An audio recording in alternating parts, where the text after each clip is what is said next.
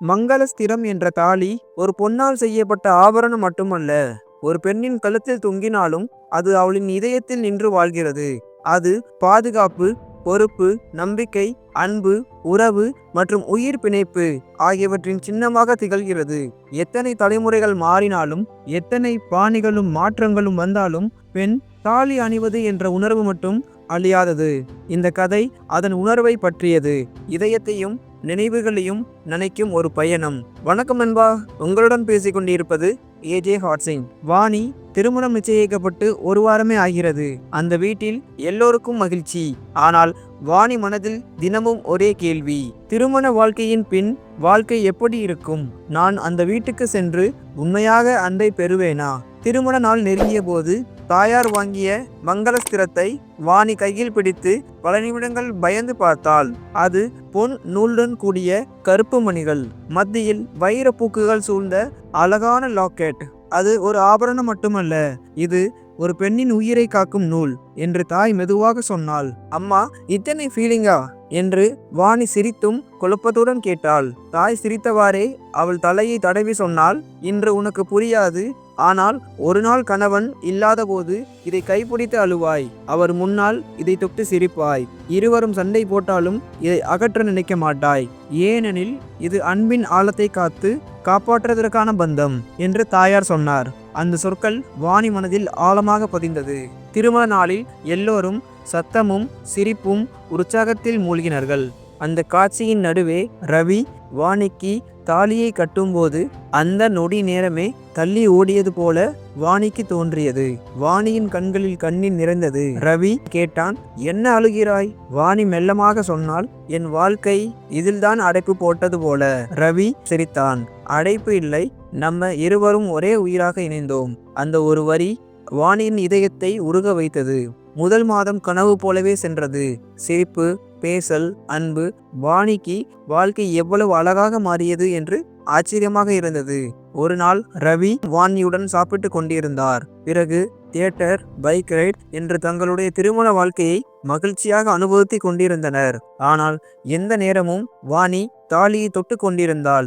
ரவி அதனை கவனித்தான். எப்போதும் தாலியை பிடிக்கிறாய், ஏன் என்று கேட்டான்.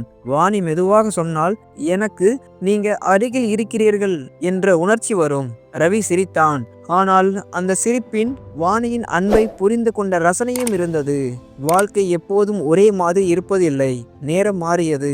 பணிச்சுமை, பொறுப்புகள், மன அழுத்தம் எல்லாம் வந்து வாழ்க்கையை மாற்றியது. ஒரு நாள் ரவிக்கும் வாணிக்கும் பெரிய சண்டை ஏற்பட்டது. பல வார்த்தைகள் ஒருவரை ஒருவர் காயப்படுத்தின. கோபத்தில் ரவி, சரி வேண்டாம், நீ உனக்கு பிடித்தபடி பார்த்துக்கோ என்று வீட்டை விட்டு வெளியேறினான். வாணி அழுதாள். தாலியை கை வைத்து கொண்டு துடித்து கொண்டே சொன்னால், இந்த பாசம் போய்விட்டதா? நான் தவறா இருந்தேனோ என்று புலம்பிக் கொண்டாள். அந்த இரவு முழுவதும் தூங்காமல் ரவிக்காக காத்திருந்தாள். காலை ரவி திரும்பி வந்தான். வாணியை பார்த்ததும் அவன் முதல் பார்வை மங்களஸ்திரமே. அது வாணியின் கழுத்தில் உறுதியாக இருந்தது. கண்களில் நீர் மிதந்தாலும் அந்த நூல் ஒரு பந்தமாக அவர்களை இணைத்திருந்தது. ரவி அருகில் வந்து அவளது கழுத்தில் இருந்த தாலியை தொட்டான். நம்மிடையே சண்டை வந்தாலும் இந்த தடை மட்டும் எப்போதும் அகலக்கூடாது என்று பணிவுடன் வாணியை கேட்டுக்கொண்டான். அந்த அணைப்பில் இருவரின் மனமும் உருகி பல மாதங்களின் நெருக்கடி கரைந்தது. வாழ்க்கை நிமிடத்தில் எவ்வளவு மாறுகிறது என்று யாருக்கும் புரியாது. ஒரு நாள் ரவிக்கு பெரிய விபத்து ஏற்பட்டது. மருத்துவமனையில் எல்லோரும் பதட்டமாக இருந்தார்கள். வாணி அழுது கொண்டே ரவியின் கையை பிடித்து நின்றாள். கழுத்தில் இருந்த தாலியை பிடித்து கொண்டு, என் உயிரை எடுத்தாலும் சரி, என் கணவனை காப்பாற்றுங்கள் என்று வேண்டிக் கொண்டாள். பல மணி நேரங்கள் கழித்து ரவி உயிர் தப்பினார். மருத்துவர் சொன்னார், உங்களுடைய நம்பிக்கையும் பிரார்த்தனையும் காப்பாற்றிவிட்டது. வாணி எந்த ஆபரணத்தையும் அந்த நேரத்தில் அணியவில்லை. ஆனால் ரவி விழித்த நிமிடமே முதலில் கேட்டது, உன் தாலி எங்கே? வாணி அதை பிடித்து காட்டினாள். என் உயிர் இணைப்பு இன்னும் அதே போல நின்று கொண்டிருக்கிறது. ரவி கண்ணீர் விட்டான். அன்று அவர்கள் மீண்டும் புதிய வாழ்க்கையை தொடங்கினார்கள். பல வருடங்கள் பறந்து சென்றது. புது வீடு, மகன், மகிழ்ச்சி என்று வாழ்க்கை நிறைவாக சென்று கொண்டிருந்தது. ஒரு நாள் மகன் கேட்டான், அம்மா, தாலி என்பது பெரிய விஷயமா? வாணி சிரித்தாள். ஆம் மகனே, இது நான் அப்பாவை நேசிப்பதற்காக மட்டும் அணிவதல்ல, அப்பா என்னை நேசிப்பதாகவும் நான் நம்புகிறேன் என்பதற்காக அணிந்துள்ளேன். ரவி அங்கு வந்து, மங்களஸ்திரம் என்பது பெண்களுக்கு மட்டுமல்ல, அது கணவரின் இதயத்திலும் இருக்கும் என்று சொன்னார். மகன் சிரித்தான். அப்பா, நீங்க ஏன் தாலி போடல? ரவி சொன்னார். அம்மா அணிவதால் நாங்கள் பாதுகாப்பாக உணர்கிறோம். அதுவே போதுமில்லையா? வாணி அவன் தோளில் சாய்ந்து சிரித்தாள். அந்த நொடி வாழ்க்கையை ஒரு அற்புதமாக உணர்ந்தனர். தாலி பெண்களுக்கு ஒரு அலங்காரம் அல்ல, அவளின் உயிர் பந்தம். அதை உலகத்திற்காக காட்டுவதல்ல, இரு இதயங்களும் இணைவதற்காக அணிவது.